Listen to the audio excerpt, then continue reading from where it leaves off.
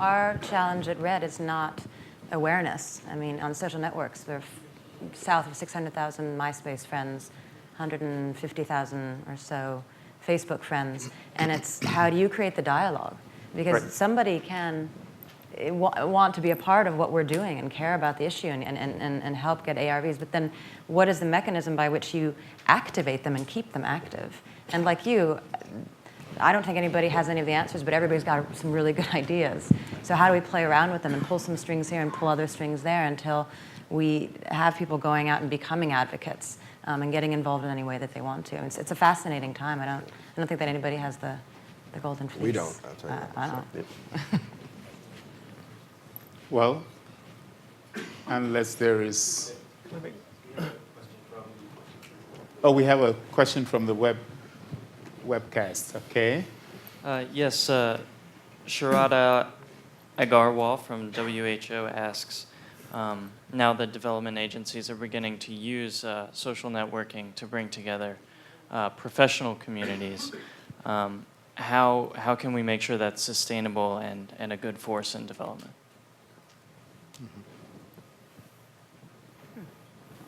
So sustainability moving forward, the challenges of the digital divide and so on. So the question was the professional societies, right? Yes, yes, involving professional communities and private sector in development. I'm not part of the professional development community, but I don't even think there's sustainability in a lot of the communities that we're building in general. Yes. But I think they're serving a time and a place, and I think that making them make value at that moment might be, but sorry. The sustainability will come only if the information sharing is what has validity. So if it's something, I don't want to say if it's cool, has values to it, but if it could be something like about gaming, or it could be something, the example would be LinkedIn. If you looked at it, it's for professionals only. It's not for sharing or seeing how you're doing, what your information is. But on LinkedIn, it's only for professionals, and you can actually match based on your background on what you do. And it's been pretty successful because it has a very narrow focus versus the general ones having the sustainability is questioned. We don't know how that will morph into. Thank you. We are now eating into our lunch hour. And so let me take the moment here to thank our panelists very, very much. We covered very exciting, absolutely fascinating topics here today. We went through the challenges of getting technology to the unreached. We talked about issues in terms of connectivity and getting a way of sustaining innovation locally, as well as addressing the digital divide, bridging the have-nots, and bridging the power gap. Then with Christopher, we were looking at the M&E system innovation for tuberculosis and how that has actually morphed into something that is facilitated the detection of HIV and AIDS, and also for malaria programming, addressing issues of data and how this really using data to link into communities of practice that have all this enormous intangible data out there that can be put to public health use.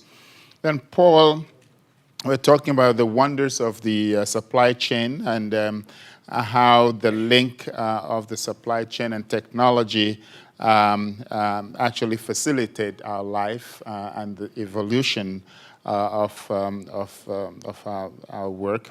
The challenge of knowing what's happening at the last mile of the supply chain, where the delivery of services reaches users, as well as access to the global economy, were some of the highlights from his talk. Kate, absolutely fascinating innovation, bringing ARVs to HIV-positive people through the RED campaign, and incredible success in a very short time, reaching people who need help in Africa, particularly Swaziland, Ghana, Lesotho, and so on. We thank you for a fantastic job there. And Bonin, absolutely, the innovations at Pepsi-Cola, we've always challenged ourselves in the development community with the thought of if Coca-Cola and if Pepsi-Cola can get a soda to anybody, anywhere in the world, how come we can't get the vaccines out there? How come we can't get the essential drugs out there? And it's fantastic having you here in person. We look forward to your presentation in the afternoon. And then moving forward, the challenge of how to eventually convert all of this technology and digital revolution into public good that will benefit those that are beyond reach today. And crucially, from your talk, the next best thing to one-on-one communication, how do we orchestrate and model solutions that would allow us to convey and communicate with people, even if we do not have the one-on-one capability, but make that contact and connection possible. In closing, I would like to thank all of you, the UN colleagues who have turned up here in force, colleagues from the private sector, UNICEF colleagues from the Division of Communication Program and Policy and Practice, and others who are here today. It is absolutely fabulous that we've had so much input from the opening presentation by Ms. Veneman through to our panelists. And it is clear that the work that lies ahead is work that cannot be done by one entity or one institution or one person alone. And that the questions of development that we face in places like Africa, Asia, where we have the actual centers of gravity for infant under 5 and maternal mortality, undernutrition, violence, and issues of protection for children and women, must find solutions within this revolution, this digital revolution, but solutions that are generated there locally so that we have sustainable resolution to these challenges.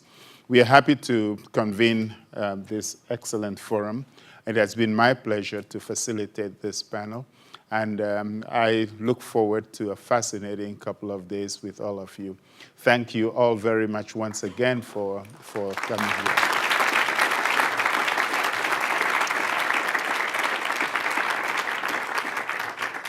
I now would like to invite, before we all go off to lunch, Robert Bourgain, who's the manager of online communications at Global Fund, to say a couple of words on innovative partnerships, just a minute, I'm told, and then we will break for lunch. Thank you very much. It will be even less than a minute. Just to say that you've heard the keyword partnerships this morning repeated several times because this is part of the theme of this conference. And we want to highlight this by giving the floor on Friday morning to people who would like to come forward and introduce websites or web-based initiatives that involve partnerships somehow, that are made possible through partnerships, public partnerships, public-private partnerships, partnerships in between development organizations, research and academic institutions, open source communities. We will hear about such great initiatives today and tomorrow, but there are many more out there which you know about, which you're passionate about, and we will have a few minutes on Friday morning. So I would invite you to come to me today. I will be on the other side of the UN Plaza, to and Erica and Christopher. Who are Erica and Christopher? Who is Christopher? Okay, all right. So they will be on this side. So you can come to them just to describe what this website or web-based initiative is about. Or mobile. And this is what we would invite you to do on Friday morning. Come on stage, take 2 minutes to say what it's about, how partnerships are involved, and what makes you feel that they're really innovative and fascinating. Thank you. Thank you, Robert.